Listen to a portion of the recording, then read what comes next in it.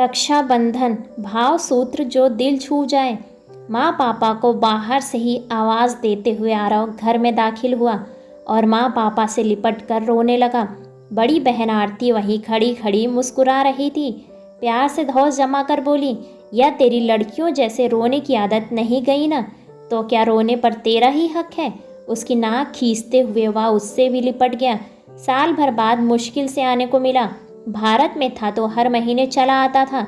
आरती उसे छेड़ती, लड़कियों को होती है ऐसी होम सिकनेस, बहादुर बन, ऐसे कच्चे मन का रहेगा तो कैसे चलेगा। आरव आरती भाई बहन है, भाई सॉफ्टवेयर इंजीनियर और बहन वकील है। माता पिता एक पढ़ा लिखा मध्यम वर्गीय परिवार। आरती की शादी हो गई है और हर बार की तरह वह राखी पर घर आई थी। सावन बच्चों को घर ले आता है, इसलिए मुझे सावन पसंद है। माँ कभी ये नहीं कहती कि सावन बेटियों को घर ले आता है। अब तो बेटे भी घर से दूर रहते हैं, तो उनके लौटने का भी बेटियों की तरह इंतज़ार करती हैं वो। पिछले साल कोरोना के चलते आरव नहीं आ पाया था। इस बार जाना ही है सोचकर रिस्क लेकर आया था। शुरू हुआ मस्ती छेड़खानी का दौर। स्कूल कॉलेज के दौर, दोस्तों की बातें, भाई बहनों के साथ मस्ती की याद, पुराने किस्से। रात रात भर तक बातें ख़त्म नहीं होती। माँ ने कहा, अब सो जाओ, 10 बजे तक कुंभकर्ण की तरह पड़े रहोगे। उसने माँ का पल्लू अपने मुंह पर डालकर कहा, ठीक है ना माँ, कितने दिनों बाद यह गोद नसीब हुई। सच में बहुत याद आती है आप सबकी। कहते हुए उसने माँ की गोद में मुंह छुपा लिया। आरती ने छेड़ा, माँ भगवान ने गलती कर दी, मुझे लड़का और इसे लड़की बनाना था। वह उससे मुंह चिढ़ाते हुए माँ से लिपट गया। पुराना एल्बम निकाला गया। हर फोटो में आरव माँ के साथ। आरती उसे ममाज बॉय कहती। वह मोहक दृष्टि से तस्वीरें देखता रहा। एक मौसी की लड़की का तलाक हो गया था। उसकी तस्वीर आते ही आरती बोली, दीदी ने तलाक ले लिया ना। माँ बोली, हाँ बड़ी दुखी है। आरव ने कहा, और जीजा जी। आरती भड़क कर बोली, लड़के का क्या है, मस्त है, उसे क्या परेशानी। सारी परेशानी तो बेचारी लड़कियों को ही झेलनी पड़ती है, बेचारी। आरव ने एक गहरी नज़र से देखा और चुप हो गया। उसे बहुत भाता माँ का साथ। बचपन से ही उनके काम में हाथ बटाता, खाना बना लेता। पढ़ा लिखा परिवार, बेटा बेटी में कोई भेद नहीं, सब काम सबके, यही संस्कार डाले हैं दोनों में। माँ के हाथ का खाना भुक्खड़ों की तरह टूट कर खाता, खाते खाते भावुक हो जाता। आरती फिर छेड़ती, बचपन से रोतला है, छोटी छोटी बातों पर लड़कियों जैसे टेसुए बहाता रहता है। घर अस्त व्यस्त, लेकिन फिर भी सब मस्त। पापा हैरान। साफ सफाई को हरदम चौकस रखने वाली उनकी पत्नी इतनी चुप, इतने बिखराव के बाद भी। वे बोले, अजी सुनती हो, बच्चे क्या आए, आप तो हमें भूल ही गई।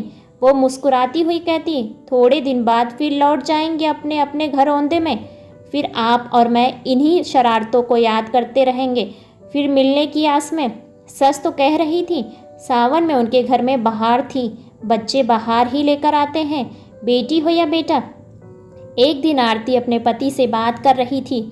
उधर से पति ने कुछ कहा तो वह भड़क उठी, क्या मामा करते रहते हो, अब एक बच्चे के बाप बनने जा रहे हो। कब तक माँ दीदी घर को याद करते हुए बिसूरते रहोगे।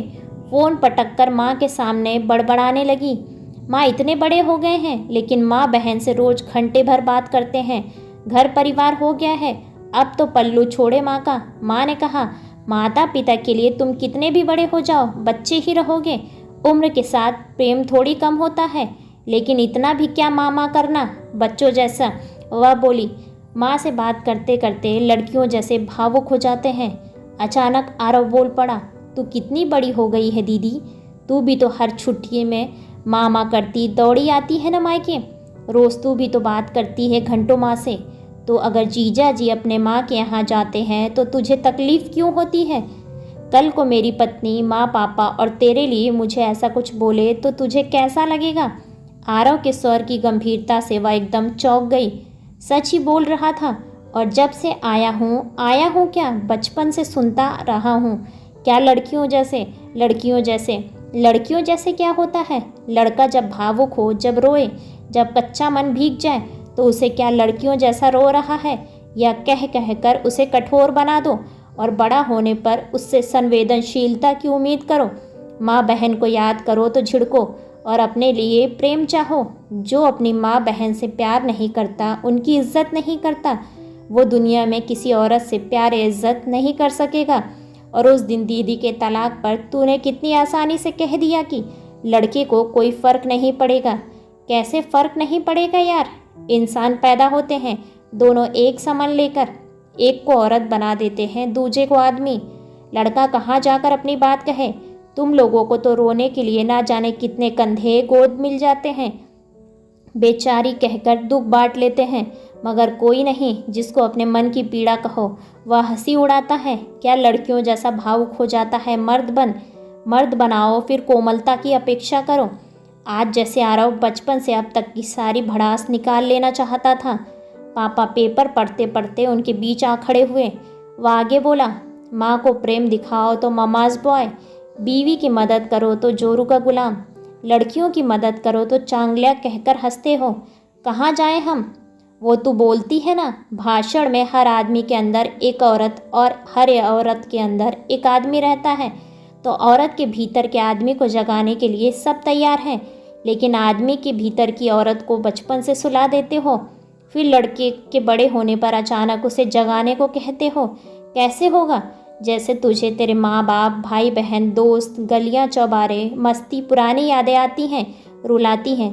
मुझे भी आती हैं, जीजा जी को भी आती हैं। जैसे तू अभी जीजा जी के बारे में कह रही थी, तुझे तेरे मायके की याद आती है ना? मुझे भी आती है। हर लड़के को अपने मायके की याद आती है। तुम्हारा मायका है तो हमारा भी मायका ही है। दूर हमें भी रहना पड़ता है। लड़के पत्थर नहीं हैं, बना दिए गए हैं कुछ खराब लोगों की वजह से। सबको खराब कैसे कहती हो? कहते कहते आरव फफक फफक कर रोने लगा। अचानक माहौल गंभीर हो गया। उसे रोता देख आरती ने इस बार नहीं कहा, क्या लड़कियों जैसे रो रहे हो? माँ ने धीरे से उसके कंधे पर हाथ रखा तो माँ का हाथ पकड़कर वह चुप हुआ। उठकर आरती के पास गया।